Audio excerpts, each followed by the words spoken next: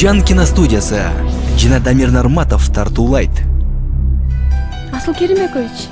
Мен азыр өзүм барам. Аха, анда мен өзүмдө күтөм.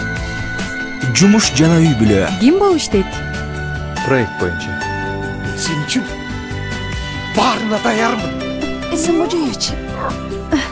Кечиккен жана алгачкы махабат. Чолпон, эмне чалсам телефонго албайсың? Марат, мен өз жайыма койчу суранам. Сүйүү да бул, Азиза. Сүйүү.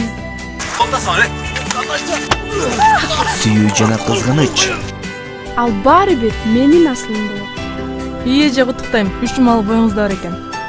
Алдырып эле салачысың. Бирөөгө кор болгон жана бирөөгө зар кылган бала. Мен кантип бирөөгө балам берип коеюн? Асыл байке.